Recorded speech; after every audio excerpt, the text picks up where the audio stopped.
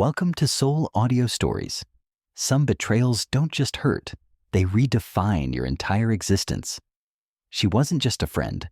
She was like a sister, a shadow who watched my every move.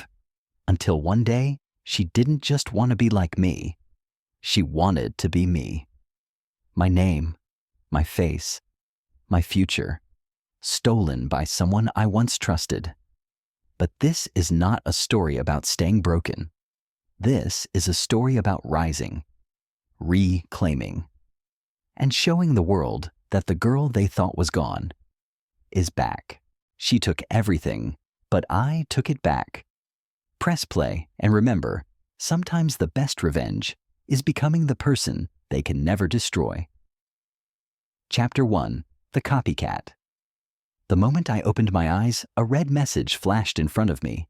Imitation progress, 80%. Once progress reaches 100%, your identity as a wealthy heiress will be completely overwritten. What kind of joke was this? Oh, right. Allow me to introduce myself. I'm Emily Owens, only daughter of the Owens Corporation, monthly allowance, $10,000. I eat at Michelin star restaurants, carry limited edition handbags, and drive a custom Porsche. In other words, I live the kind of life others only dream of. So how did I end up here, watching someone try to replicate every aspect of me, like some creepy AI?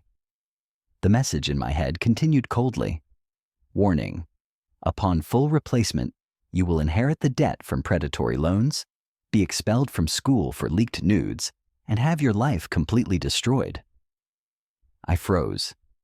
The person it was referring to was my roommate, my sweet, quiet, always smiling roommate. Her name? Jessica Harper. Jessica had always followed me around like a shadow. At first, I thought it was harmless admiration. She mimicked how I spoke, how I walked, even dyed her waist-length hair into the same voluminous waves I spent years perfecting. I went on a vacation to Paris and posted a casual photo online. The next day, Jessica uploaded a near-identical shot with the same fake Eiffel Tower background. Her caption? Too fake to be real. Funny considering she copied the exact same background a day later. Her fan club flooded the comments. Queen Jessica, so classy. Teach me how to be like you. What the hell? It wasn't just mimicry anymore. It was theft. She copied my clothes, my attitude, my exact aesthetic. People started noticing, whispering behind her back. Isn't she just trying to be Emily? But Jessica only smiled, acting like the attention was praise. Fine, if she wanted to play, I'd play. I stared into the mirror, gripping the hair I'd cared for every week of my life. Then, snip. I shaved my head clean, because if Jessica wanted to be me, she'd have to try harder. Our mutual friend Vivian Lee had already lost her patience. Jessica, are you mentally okay? Vivian snapped one afternoon. You've copied Emily's hair, her voice, her walk. Do you even know who you are anymore? We'd all tried to be polite at first, advised her gently, told her she needed to find her own path, but she didn't listen. Instead, she doubled down, copying every tiny detail, like she was preparing for a role in a movie where I was the protagonist and she was the replacement. Now, with my hair gone and the entire dorm watching, I was ready to flip the script. Jessica had just flaunted her new curls again when I looked up and smiled. You're right, I said calmly. This hairstyle? I'm kind of over it. Vivian blinked, confused, but I wasn't talking to her anymore. I was talking to the room, loud enough for the other students eating in the cafeteria to hear. Jessica just said she dyed her hair curly just because she felt like it. Nothing to do with me. The room went silent. Dozens of eyes turned toward Jessica. And there she stood. Same height, same skin tone, same backpack, like a B-grade version of me, bought off Etsy. People didn't speak, but the judgment was deafening. Jessica's face turned bright red. She slammed her tray down and stormed out. "You're letting her off too easy," Vivian muttered, stabbing her salad with her fork. "She needs to be publicly called out." I shrugged. "She didn't commit a crime." Vivian scowled. "Yeah, but she's a menace. Honestly, I don't know how you stay so calm." I gave her a small smile. "Because it's not her imitation I'm worried about." "What do you mean?" "I'm more concerned about what happens when she stops copying me." That afternoon, with no classes, I left campus and went back to my family's private estate near the university. Worth a cool $8 million, I stood in front of the mirror again, and this time, I didn't just shave it clean, I dyed it hot pink. When I posted the look online, the comments exploded. "Has the real Emily gone rogue? Is this a surrender or the ultimate counterattack?" Even bald, her bone structure slays. Meanwhile, Jessica's followers were confused. Her progress bar just got a massive curveball thrown at it. And sure enough, when I walked back into the dorm with my new neon pink buzz cut, Jessica looked like she'd seen a ghost. "Emily," she gasped, "why would you do that to your hair? And that color, it's tacky. You're embarrassing the whole school. You should change it back." I gave her a deadpan smile. "Since when do my personal choices have anything to do with you?" Chapter 2. She Wants to Be Me. Jessica hesitated for a moment, then shifted tactics. "Well, I'm not saying it's against the school rules," she muttered, trying to sound reasonable. "But pink doesn't suit you, that's all." Vivian, who had been quiet until now, jumped in. "Excuse me? You think you have the right to judge what suits her? My bestie can pull off anything, especially something you could never dream of wearing." Vivian's voice was sharp, her words slicing the air like knives. "And honestly, that pink looks good, just not on people with your complexion." Comments online exploded again. Vivian's mouth is lethal. Jessica's face just turned into a peach emoji. Someone give Vivian a mic and a reality show. Jessica clenched her fists and stomped off to her room, slamming the door. Vivian leaned close, whispering, "You really gonna let her copy your look again tomorrow?" I smiled faintly and picked up my spoon. "I'm counting on it." Because honestly, I wasn't afraid of Jessica copying me. I was afraid of her stopping. The more she imitated, the faster her little game would unravel. Later that afternoon, with classes done and the sun low in the sky, I returned to my villa to unwind. The estate, gifted by my parents, was located just off campus and cost a casual $2. $8 million. Inside, I opened the wardrobe, pulled out a jet black wavy wig, luxurious, thick, styled with salon precision, and tried it on in front of the mirror. The next morning, my phone buzzed. A message from Vivian. "When are you coming back to campus? You have to see this. I'm dying." Attached were 2 blurry photos of Jessica. She had dyed her hair bright pink. Except, it was awful. The drugstore dye job left her hair fried at the ends and uneven in tone. It looked like a flamingo trying to cosplay Barbie.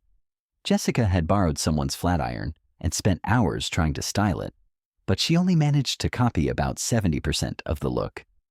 I chuckled quietly. "Guess what, Jessica? Game on." I slipped on my black wavy wig and made my way back to the dorms. When I entered, Jessica was in front of the mirror again, tugging at the ends of her pink hair. The cheap dye was already fading. The color at the tips had turned an unsightly yellow. She turned to greet me, clearly posing. "Hey, Emily," she said, smiling too widely. "So, what do you think? Not bad, right?" "I actually think pink looks kinda great on me." I gave her a casual look and gently stroked the end of my wig. "You know, Jessica, you were right. Pink is way too flashy. Black suits me better." Her face went pale. You changed it again?" I shrugged, still smiling. It's just hair. Vivian strolled in and immediately threw salt on the wound. Jessica, what's with the quiet? Not in the mood to smile anymore? That's weird. You usually love an audience. Online, the comments lit up again. Vivian has no chill, and I love it. Jessica's pink looks like cotton candy that fell in dirt. Ngol, she looks like a bruised flamingo. That night, Jessica skipped dinner, locked herself in her room, and didn't come out. Vivian and I enjoyed dinner slowly in the cafeteria. She poked at her broccoli with a chopstick. You think she'll go back to black tomorrow? I bet you $50 she will, I replied. I was just about to say more when a flood of red text filled my vision. Alert. The copycat has initiated an emotional bonding sequence, using voice-changing software to impersonate your voice. Target. Your mother. My spoon froze midair. What? Jessica was calling my mother?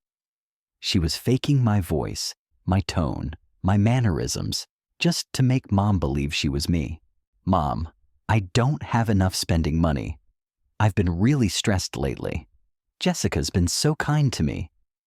That manipulative snake. My mother, kind, soft-hearted, and way too trusting, would never suspect a thing. Vivian noticed the change in my expression. What's wrong? She asked. Is it Jessica? Did she dye her hair again? Or is it something grosser? I shook my head and swallowed my soup. Nothing. Just thinking I'm tired of changing hairstyles. Vivian's eyes lit up. Then maybe it's time for a whole new look. What about a style overhaul? I bet you'd slay in Hanfu or vintage chic. I didn't reply. Instead, I stared at my phone, reading a new message from my mom. Sweetie, I just sent you $150,000. Don't be shy about spending it, okay? Oh, and that lovely girl Jessica. You mentioned she was helping you out, right? I sent her $12,000 as a little thank you. My jaw clenched. So that was her game. Jessica had gone straight to the source. While I was busy switching wigs and dodging her antics, she had gone behind my back, straight to my mother. But if she thought the Owens family's money was easy to get, she was dead wrong. Vivian was still chatting about makeover ideas. You don't seem excited, she said, pouting. Come on, Emily, what do you want to change? I smiled slightly, fingers drumming against the table. Something she can't copy, that's what. And I knew just the thing. Chapter 3. The Party Trap. Her next move's gonna be big, Vivian said as we walked across campus. I can feel it. She's the type that won't back down after being humiliated. She wasn't wrong. That very evening, at exactly 6:59 p.m., a notification popped up in the class group chat. Jessica Harper. Hey everyone, I've been working a part-time job lately and just got paid.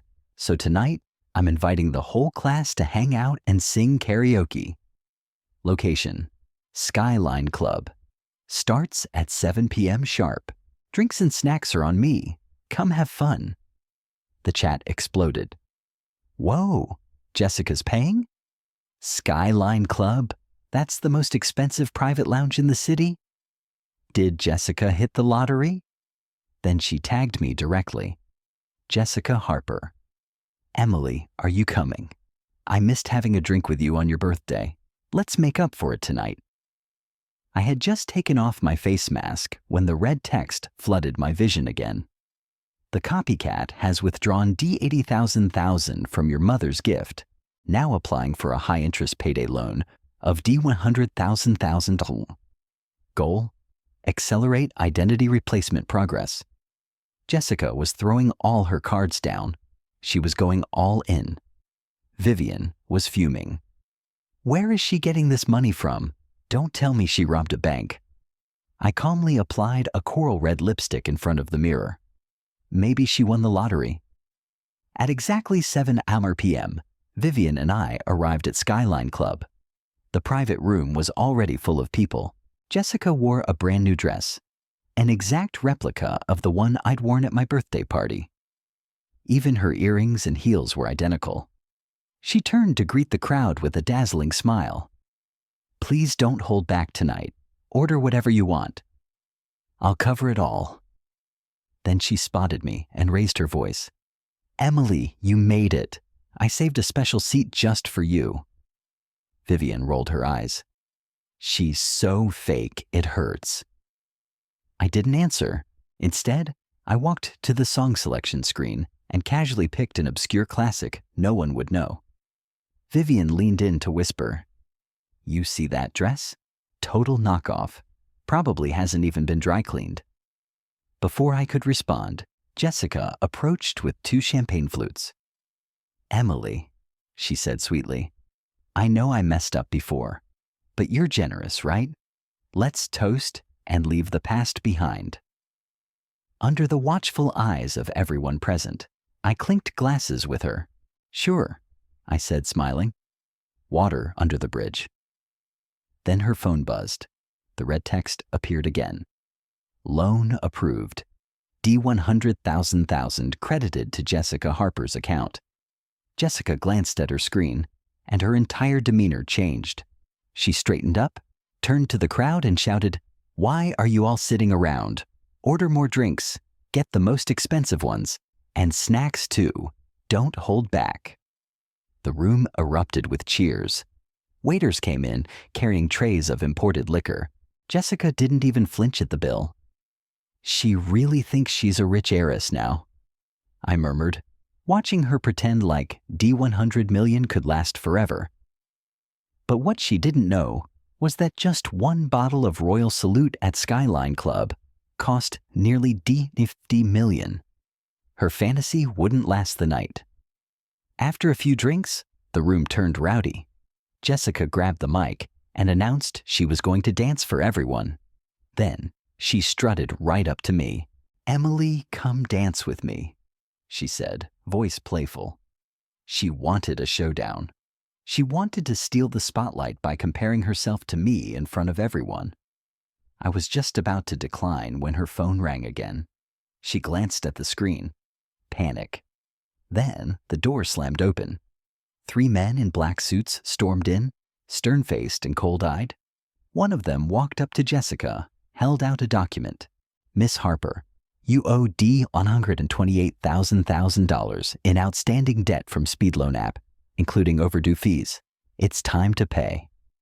The room froze. Jessica's face turned ghost white. "You've got the wrong person," she tried to laugh it off. "I've never met you." The man smirked. "You sure? Should we pull up the ID photo you used when you applied?" Then he gestured to the table. "These bottles alone are worth what? D150 million? And you have money for this, but not your debts?" Dead silence. Everyone stared at Jessica. She clenched her fists and hissed through her teeth. "Fine, I'll pay. Give me your bank info." I raised an eyebrow. So she planned to patch one hole with another. The D100 million she just borrowed was now gone. The men confirmed the payment, then turned to leave. The one in charge smiled at her. "Miss Harper, you're generous. If you ever need another loan, you know where to find us." Jessica scoffed. "Please, that was nothing. I don't even care about petty sums like that." He shrugged and walked off. Clearly, he didn't care what lies she told herself, as long as the money came through. But I knew something Jessica didn't. Once you start down the road of loans and fake luxuries, you never stop. You get hooked. She watched the men go, then turned to the crowd. "Sorry about that. I forgot I even used that app.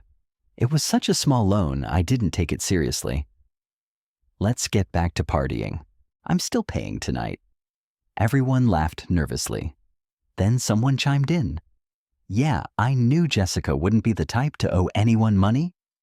Jessica beamed. Vivian scoffed. "If I didn't know her debt ratio personally, I'd almost believe it." She leaned in and whispered to me, "That payment wiped her out. She's got like D50 million left, tops, and tonight's party is already pushing D200 million. No way she can cover it." I sipped my drink, calm as ever. She's not going to run, I said. She wants to replace me too badly. Still, I was curious. How would she handle the bill? Moments later, Jessica quietly slipped out of the room, phone in hand.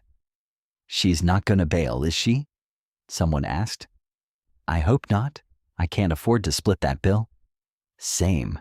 If she invited us and ditches now, we're screwed.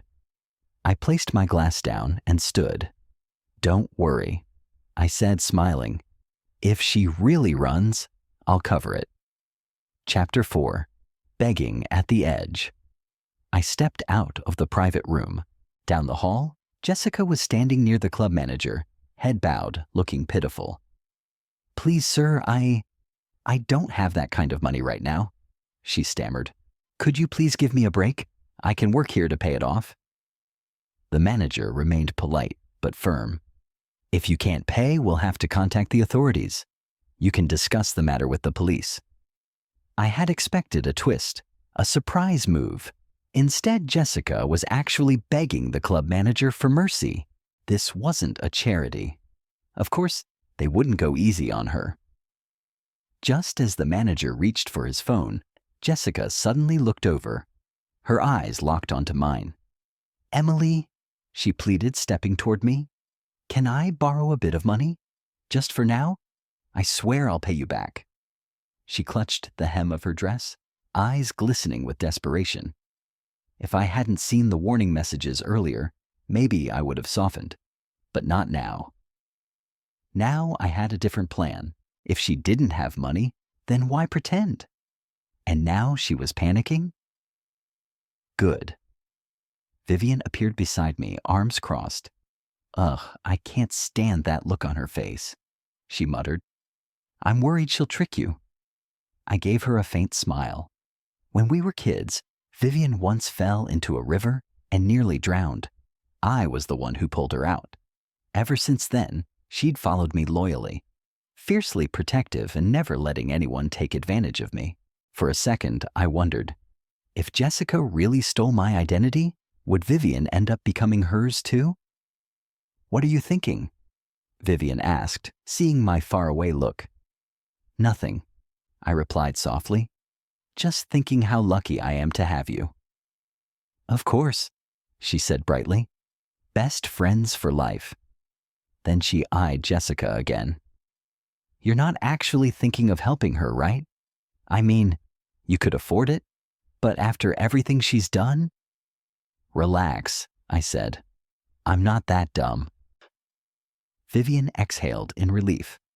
I turned to the manager. How much is the total bill for the room tonight? He glanced at the tablet. D273 million, but we can round it down. Let's call it D270 million. Jessica gasped, then turned to me again, voice trembling. Emily, please. I know I was wrong.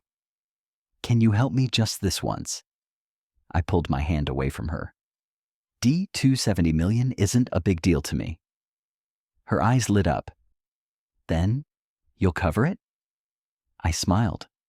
Oh no, I said it's not a big deal to me. That doesn't mean I'll pay it for you. Her smile froze. What? What do you mean? I mean, I could lend it to you, Jessica. But let's be honest, your parents are just regular working folks. How would you ever repay me? Her face went completely white. Vivian wasn't holding back either. Exactly. You weren't planning to pay her back. You just wanted to use Emily's money to show off, didn't you? Dream on. The comment section lit up again. Vivian's mouth is a weapon. Jessica's whole plan just imploded. She really thought she could flex on a real heiress? Jessica stayed silent, but her hands trembled. She wasn't giving up, though. She asked, Then, if you won't help, does that mean I'm going to jail? Vivian replied coldly, 3 years, maybe more. All for a night of pretending to be someone you're not. Jessica hesitated, then lowered her head. Fine. I'll do it. I'll admit it. Just help me this one time. I tilted my head. Admit what? She clenched her fists. I'll tell them the truth, that you paid for tonight's party. I'll say it was all fake. Loud enough for everyone to hear? She nodded. Yes, just please help me. I looked into her eyes. D270 million is spare change for me, Jessica. But you need to understand something. You don't get to steal someone's life without consequences.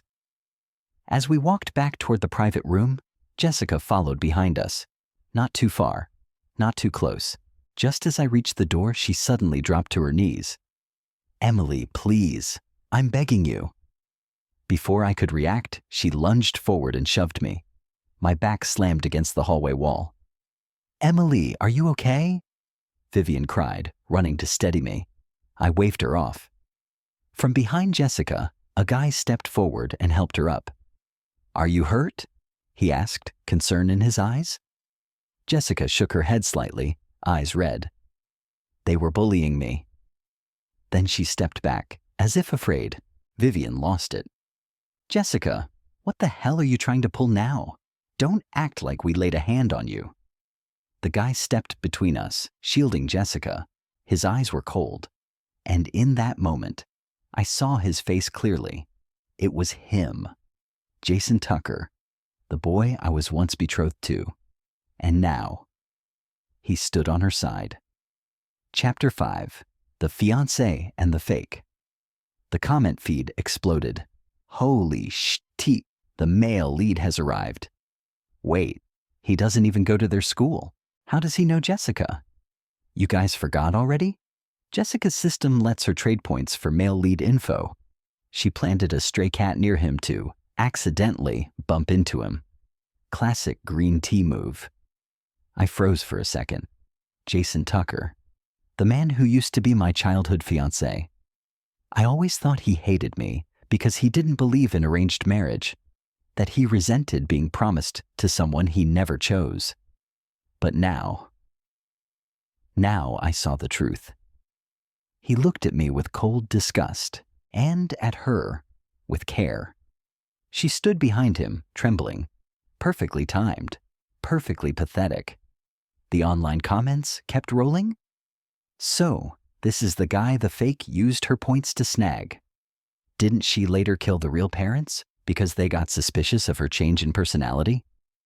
Right, she hired a hitman, but messed up the first time. It was the male lead who helped her clean it up. So he knew she wasn't the real Emily and still chose her? Yup, love makes you dumb. I clenched my fists. Back then, I never understood why Jason hated me so much. No matter how hard I tried to get along, he rejected me at every turn, even picked a different university just to avoid me. But now I understood. He wasn't just rejecting me. He was aligning himself with Jessica. Together, they planned to destroy everything my family built. My parents had treated Jason like a son, welcomed him into our home, supported his family through tough times. And this was how he repaid them? Jason stepped forward. Emily Owens, he said, voice sharp. You really are the kind of person who bullies the weak just because you're rich. Vivian's face turned stormy. Jason, if your eyes are broken, go donate them. You're standing there defending a literal copycat who's been stalking Emily for months. She's not stalking anyone, he snapped. She just likes the same things. That's not a crime. I stayed quiet, meeting Jessica's eyes. Jessica, I said calmly, would you like to explain what really happened tonight? I don't know what you mean, she stammered, eyes darting around. There it was again, that guilty face. She was playing the victim. She'd thrown herself to the floor on purpose. She'd known Jason was coming. She was acting for him. I had underestimated her performance skills. Too bad. Because if she didn't even try to fight back, this wouldn't be fun anymore. Then let me remind you, I said, stepping forward. You invited the class to a club. You said you'd pay for everything. But when the bill came due, you said you didn't have the money. I offered to help, on one condition. I looked around. One by one, students emerged from the private room, drawn by the noise. Their curious eyes fell on Jessica. I told her I'd cover the cost, I said, if she admitted the truth, that she lied about paying. Whispers rippled through the hallway. I knew she couldn't afford this place, someone muttered. She let everyone believe she was rich. And then she tried to pin it all on Emily? Jessica bit her lip. I just wanted to make friends. I didn't think it would cost that much. Her voice trembled, a mix of shame and performance. I'm not like Emily, she continued, looking down. I can't afford to rent out an entire hotel for my birthday. Everyone loves her. Her tone shifted, just slightly, enough to make it sound like she was the victim of class envy. Jason's eyes hardened. Emily, you hear that? He said. Even now you're using your family's money to make others feel small. Vivian had had enough. She invited us. She ran out of money, and she tried to escape the bill. If Emily hadn't stopped her, the rest of us would have had to pay out of pocket. That's what happened. Don't twist it. Jason didn't back down. All Jessica wanted was to bring everyone together. She made a mistake, sure, but did you really need to humiliate her? He turned, handing the black credit card in his wallet to the manager. I'll pay the bill. Jessica gasped, eyes wide with joy. Jason looked at her with a softness I'd never seen before. As long as I'm here, no one's allowed to bully you. The comments screamed, Bro's lost in the sauce. That's not chivalry, it's simping. You're protecting a girl using the Owens' money to pretend to be rich. The irony. He handed the card over with a flourish, like a hero in a drama. Charge the full amount, he said coolly. I'll pay for everything tonight. Jessica clutched his arm. Jason, why are you still being so formal? Don't act like I'm a stranger. He smiled at her, gentle and warm. I told you, I'll always protect you. And just like that, they stood there, hand in hand. Looking like the perfect couple, Vivian looked like she was about to explode. Emily, we're just gonna let them walk all over you like this? I squeezed her hand gently. Relax, I said softly. Jason Tucker is just a clown, and clowns don't dance forever. Chapter 6. The Perfect Stage. On the way back to the private room, Jason held Jessica's hand tightly. They walked in front of me, like a couple deeply in love. Jessica kept glancing back at me, her smile smug and triumphant, as if she had finally replaced me in every way. The looks from our classmates were mixed, some curious, some sympathetic, and some already whispering among themselves. A few even pulled out their phones to take photos. I ignored them. I walked calmly to the sofa, sat down, and slowly picked up a piece of strawberry cake. Jason cleared his throat. Sorry about earlier, everyone. Don't let it ruin the night. It's on me. Have fun. Jessica followed his cue, bowing slightly, eyes watery. Thank you, Jason, and thank you all for staying with me. Just like that, she earned more sympathy points. No one brought up her past anymore. Some girls even whispered to each other, Jason's kind of a dream guy. He paid for everything without hesitation. So generous. I nearly choked on the cake. A dream guy? A man dumb enough to hand over my family's money to a girl pretending to be me? No thanks. Hours passed. Jessica went all out, swiping Jason's card to order more snacks, more drinks, everything top tier. At one point, she even pulled Jason up to sing a duet. They sang a cheesy love song, her eyes never leaving his face. Jason looked utterly enchanted. He kept shooting me cold glances, as if I were the villain in their little love story. Vivian gritted her teeth beside me, ready to explode. I stopped her. Not yet, I whispered. She looked confused. You're plotting something, aren't you? I didn't answer. I simply tapped my phone. On the screen was a saved voice recording. Earlier, in the hallway, I had caught everything. Jessica and Jason bad-mouthing me behind my back. She wanted to be the gentle, misunderstood girl. He wanted to be her knight. So why not give them a bigger stage to act on? When the night ended, Jessica was bold enough to hook her arm through Jason's. They walked side by side, laughing softly, like they were already a couple. Jason even carried her purse for her. A limited edition purse he'd bought from the mall next to the club, identical to the one I wore last month. The comment feed kept rolling. Jessica's pushing the progress bar again. She's got the bag, the boy, and the narrative. Is she speedrunning this game? Outside, the night air was crisp, the breeze clearing my head. Vivian was fuming beside me. Jason is such a snake. And Jessica? Ugh, she deserves everything coming her way. I checked my phone. A new message from my parents. Sweetie, we've officially dissolved the engagement. What happens next is up to you. Efficient as always, Vivian practically bounced. I can't wait to see how long Jason lasts without the Owens support. Let's see how far he goes freeloading off your name. The comment feed joined in. She's got 95% replacement progress now. The guy really thinks he landed a rich girl. LOL. Vivian laughed.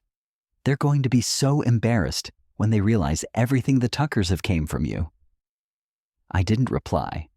I simply looked toward the tallest building across the street, its lights flickering in the night sky. If she wants to copy me, I said quietly, then I'll give her something she could never reach. Like what?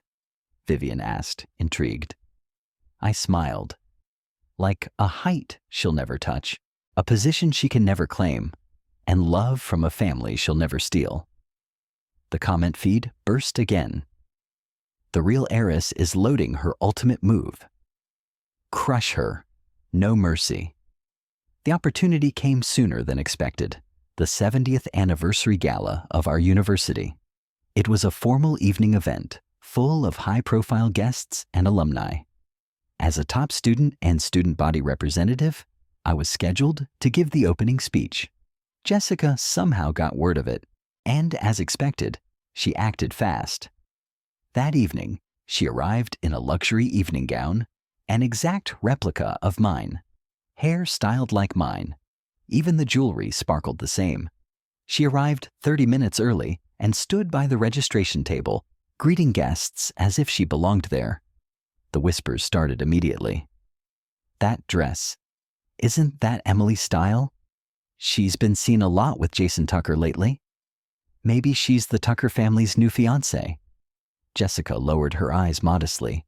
Oh no, Jason and I are just friends. The comments rolled in again.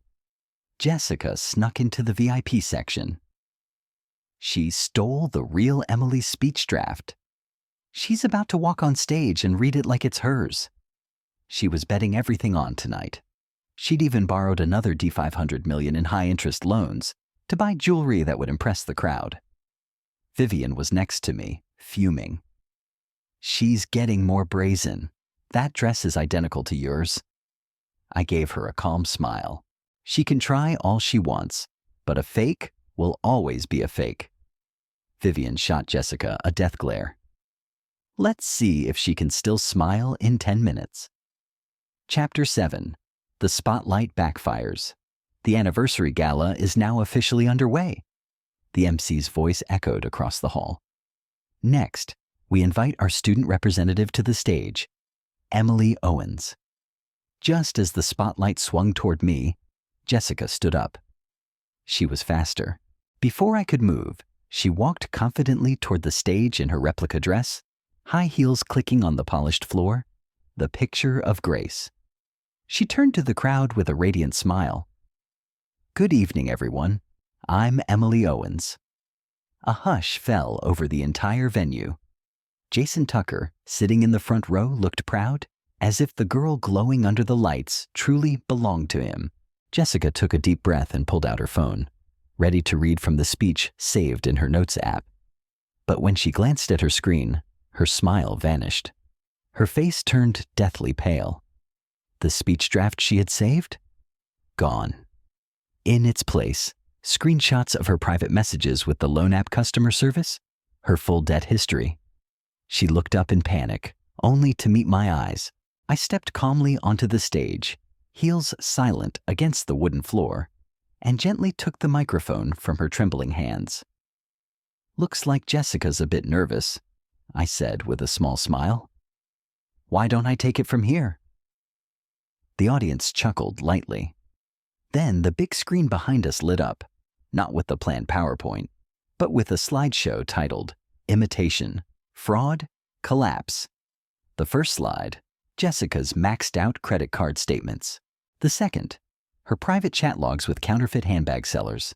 The third, her ID photo from the loan app and threatening messages from debt collectors. The audience gasped, but the final blow, a recorded video. Jason's voice played first. "Once I get full control of the Owens family's holdings, you can have whatever luxury brand you want." Then Jessica's reply, "With your help, I'll finally become Emily Owens." A loud uproar broke out among the crowd. Jason stood up, pale as a ghost. "Emily, have you lost your mind?" Jessica collapsed onto the stage, knees buckling, murmuring to herself, "It's over. It's really over." The comment feed exploded. This is the final boss move. She dropped the receipts, the credit reports, the betrayal, everything. Jessica's progress bar just hit 50%. Mission failed. News spread like wildfire. The Tuckers' stock plummeted overnight. The Owens family withdrew every last investment. And more damning, leaked documents exposed the Tuckers' years of tax fraud. I stood before the microphone, face calm. Many of you have heard whispers that someone's been copying me. I never imagined she'd be bold enough to impersonate me during a public ceremony. I turned slightly toward Jason. And for those who still can't tell the difference between pearls and pebbles, I truly hope this becomes a lesson you won't forget. Jason's phone buzzed nonstop. He didn't dare pick it up. All around the room, guests murmured, cameras flashing, gossip spinning faster than any PR firm could fix. Jessica was helped backstage, but it didn't end there. Debt collectors were already waiting for her behind the curtain. She cried and screamed, reaching for Jason. But all she got was a cold look of disgust. Jason? He didn't move a muscle. Then came his parents, storming into the venue, fury written all over their faces. "How did we raise such a fool? You better apologize to Emily and admit you were blind." Jason opened his mouth, but before he could speak, I cut in. "No need," I said flatly. "A forced apology means nothing." I faced his parents. "My family has helped yours long enough, but the Owens Corporation is not a charity. We don't support betrayal." Their faces turned ghostly pale. They knew. There was no coming back from this. Jason was dragged out by his parents. Before he left, he looked back at me, eyes full of resentment and disbelief. I didn't care. Jessica sat backstage, her once glamorous gown now torn, the rhinestones falling like broken dreams. It was over. Vivian clapped beside me, eyes shining. That was glorious. I smiled faintly. A text from my parents lit up my screen. "Well done, sweetheart. We supported the Tuckers all these years because of you. But a white-eyed wolf can never be raised." Since that day, the progress bar stopped appearing. Jessica was sent back to her rural hometown. She now works 3 part-time jobs to pay off her debt. Jason and his father are in prison. The Tucker estate? Now under Owens Corporation control. Everything had come full circle. Chapter 8. Finally myself. With the chaos behind us, things slowly returned to normal. Jessica's dorm room was completely emptied, her belongings gone.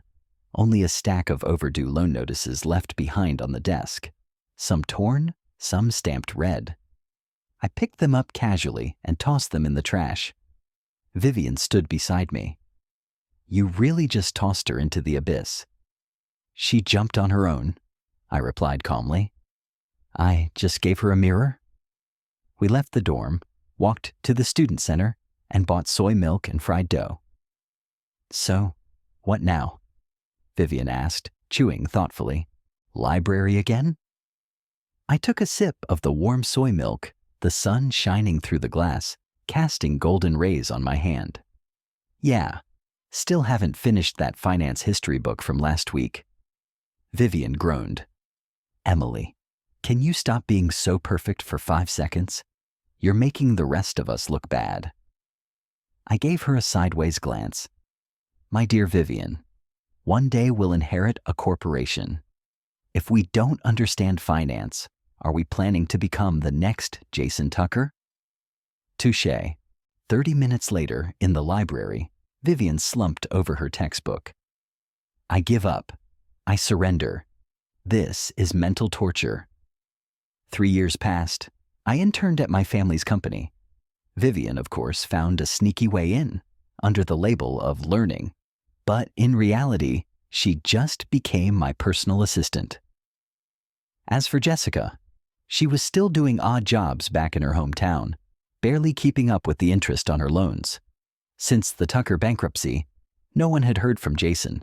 It was like he'd vanished. I sat in the company office, sunlight reflecting off the polished contract in front of me. My signature sat crisp and sharp at the bottom. Everything that had happened now felt like a strange dream.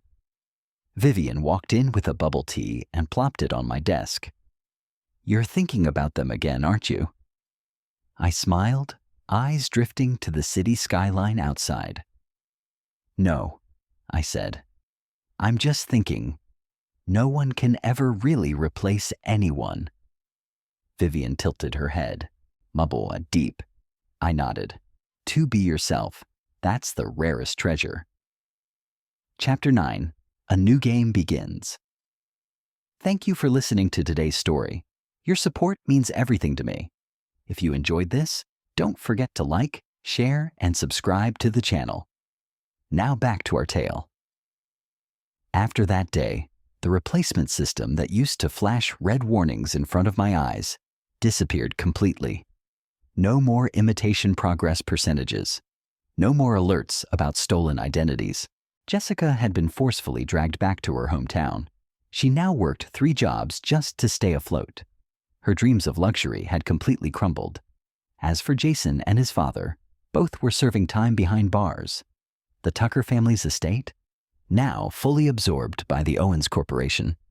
You could say everything returned to where it belonged. The whispers on campus quieted. The fake had been wiped away. The original had reclaimed her throne. I could finally go back to being the real Emily Owens. One morning, I passed Jessica's old dorm room. It had been reassigned to a new student. Everything was neat and clean. Only a few final traces remained. A faded sticker on the window, and a receipt crumpled near the corner of the bed frame. I bent down, picked it up. It was a delivery slip for a knockoff luxury bag. How fitting. I crumpled it tighter and threw it in the trash bin. Later at breakfast, Vivian shoved a steamed bun into my hand.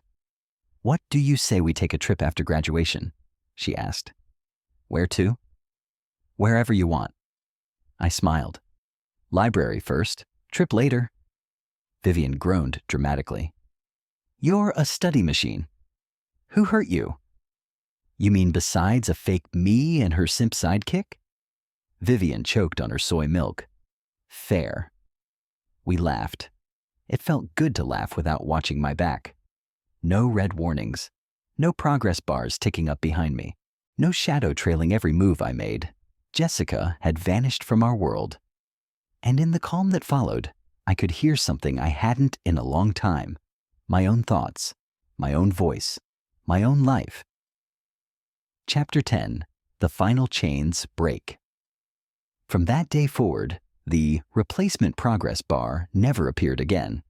No system alerts, no internal alarms. Everything became silent, and that silence was peace. Jessica, the so-called female lead, had been forcibly sent back to her rural hometown. To repay her sky-high loan debts, she was working 3 jobs just to make ends meet. For the rest of her life, she'd probably never raise her head again. As for Jason and his father, they were both serving time behind bars. The Tuckers' entire family assets, officially acquired by the Owens Corporation. As the saying goes, the lost treasure has finally returned to its rightful owner. I was finally, completely and undeniably, me again. One day, while walking past the dorm building, I glanced at Jessica's old room. It was empty. All her belongings were gone. Nothing left but a few debt notices stacked on the desk, yellowed at the corners. I tossed them into the trash without even a second glance. Vivian and I strolled to the cafeteria, grabbed soy milk and fried dough sticks as usual. "So, what now?" she asked, chewing on her snack. "Any plans?" I sipped my soy milk and looked at the warm sunlight slanting through the window, warming the back of my hand. "Let's hit the library. I never finished that book on financial history from last week." Vivian looked like her soul left her body. "Seriously? Again? You're making it impossible for others to survive in your shadow." I raised an eyebrow. "We're going to inherit the Owens legacy. You want to end up like Jason Tucker?" Point taken. Half an hour later, her head was already buried in her arms on the library desk. "I can't do this. Emily, I surrender. This is psychological warfare." I just smiled and flipped the page of my book. 3 years passed. I started my internship at the Owens Corporation. Vivian, of course, found a way in, disguised as an intern, but essentially acting as my personal assistant. As for Jessica, she was still in her hometown, washing dishes, cleaning hotel rooms, delivering takeout, anything that could earn her a few bucks to pay off her debt. After the Tucker family went under, Jason's name disappeared completely. In the brightly lit office, I reviewed and signed another acquisition contract. The ink was sharp, my handwriting steady. Everything that had happened before now felt like a strange, long dream. Vivian walked in with a milk tea and set it down in front of me. "You're thinking about them again, aren't you?" I looked up and smiled faintly, eyes drifting toward the glass window and the city skyline beyond. "No," I said softly. "Just thinking that no one can really replace anyone," she finished for me. I nodded. Being yourself is the greatest luxury in this world. Chapter 11. A World Without Shadows. 3 years after the storm passed, life had settled into calm rhythms. I was now officially working full-time at the Owens Corporation.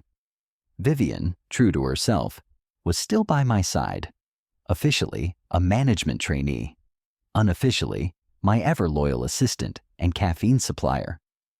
The story of Jessica Harper and Jason Tucker had become nothing more than a footnote in the company's crisis file, sealed, archived, and long forgotten by the public, but not by me. One morning, I stood by the window in my office, watching sunlight pour across the glass like a fresh beginning. A message came in. It was from the legal department. "Final notice. Jessica Harper's bankruptcy case has been closed. Debts unrecoverable. No remaining assets. Case dismissed." I stared at the screen for a moment, then locked the phone. Vivian knocked and came in, holding 2 bubble teas. "Guess who just signed a lease on her first apartment downtown?" She beamed. I raised an eyebrow. "Someone whose rent I'm paying?" "Technically, a gift," she smirked. We both laughed. Then, almost casually, she asked, "Do you regret any of it?" I knew what she meant. The sleepless nights, the sickening feeling of watching someone chip away at my life, the rage, the helplessness. And then, the fight back, the burn, the fall, and the rise. I shook my head. "No, I said. If Jessica hadn't tried to steal my life, I might never have realized how much it was worth. Vivian nodded slowly, eyes thoughtful. Do you ever wonder what would have happened if she'd succeeded? I didn't answer immediately. Instead, I looked up at the vast skyline of the city I now helped oversee. I don't need to wonder, I said at last, because I never gave her the chance. Chapter 12, Never Again Replaced. It was a warm spring morning when I passed by the old dorms again. The room that once belonged to Jessica Harper was now someone else's. Repainted, redecorated, stripped of all past. The only thing left behind was a crumpled pile of loan collection notices, faded and curled at the edges. I tossed them in the trash without hesitation. Vivian and I headed toward the cafeteria, picking up soy milk and fried dough as always. So, she said, munching, what's next? I sipped my drink, sunlight falling gently on my hand. Library. Vivian almost choked. Still with that finance book? I smiled. Miss Vivian Lee, as future leaders of the Owens legacy, don't you think we should know what we're doing? Don't say things that make me feel responsible. We both laughed. Later that day, back in the corporate office, I reviewed the latest investment contract. Everything in my handwriting was sharp, clear, confident. A knock on the door. Vivian peeked in with a bubble tea and set it on my desk. You thinking about them again? I looked at her, then out the window. No, I said, not anymore. Because I didn't need to. Jessica Harper had been erased. Jason Tucker was behind bars. The Owens Corporation stood stronger than ever. And I, Emily Owens, was finally free. No more shadows, no more mirrors, no more stolen lives. Just me. At last. Thank you for listening to Soul Audio Stories. If this story moved you, there's so much more waiting for you here. Like, subscribe, and hit the bell icon. Don't miss our next tale of love, betrayal, and inner fire, because every story here speaks to the soul.